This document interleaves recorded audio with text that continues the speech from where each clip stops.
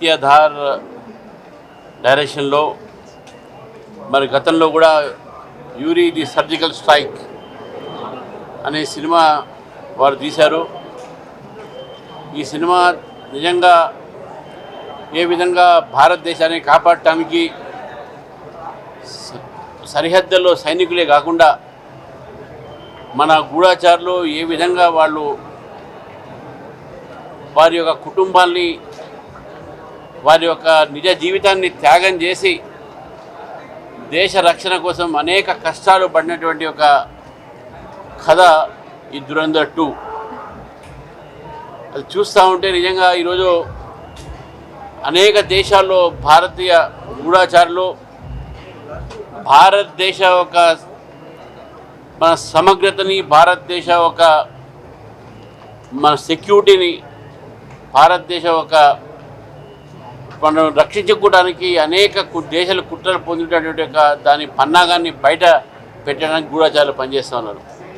మరి అటువంటి కథ ఈరోజు నిజంగా చాలామంది యువకులకు ఇది ప్రోత్సాహన చేసినటువంటి ఒక సినిమా. ఇది సినిమా 2 భాగాల్లో దురంధర్ 2 ఏ తీశారో ఈ 2 భాగాలు కూడా ఈరోజు యువకులు తప్పకుండా ఈ సినిమా చూడాలి.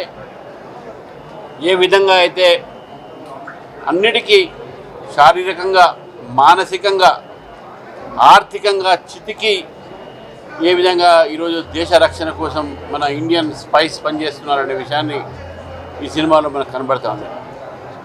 ముఖ్యంగా ఈ సినిమాలో డీమానిటైజేషన్ ఎందుకు వచ్చింది అనే విషయాన్ని స్పష్టంగా చెప్పడం జరిగింది.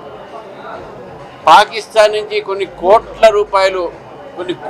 లక్షల కోట్ల రూపాయలు ఏవైతే జాలీ నోట్, దొంగ నోట్లని భారతదేశ ఒక ఆర్థిక వ్యవస్థని ఆ వ్యవస్థని కూడగొట్టడానికి పంపించినటువంటి ఒక ఆ దొంగ నోట్లని రట్టుబడటానికి చిన్న చిన్న పిల్లలకు 2000 రూపాయలు, 1000 రూపాయలు, 500 రూపాయలు అట్లా ఇచ్చి వాళ్ళతోని రాళ్ళు వేయించేటటువంటి ఒక నేపథ్యంని కూడా ఈరోజు మనం ఈ డబ్బు ద్వారా మనం చూసినాము.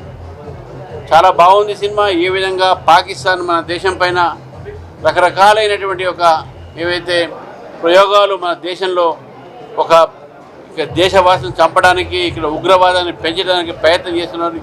సినిమా బాగా చూపెట్టాను. కాబట్టి ఈ యొక్క సినిమా తీసినటువంటి ఒక బృందానికి నేను ముందుగా అభినందన తెలుపుతూ, మరి హైదరాబాద్లో ఆడుతుంది కాబట్టి ముఖ్యంగా కాలేజ్ యువకులందరూ కూడా ఈ సినిమా చూడాలి. దేశభక్తితో మన భావన పెంచుకోవాలని చెప్పేసి కూడా మీ ద్వారా తెలియజేస్తూ, మరి ఈ మధ్య కాలంలో పత్రిక ఒక స్వేచ్ఛ తెలంగాణలో మనం చాలా కోల్పోతూ ఉన్నాం.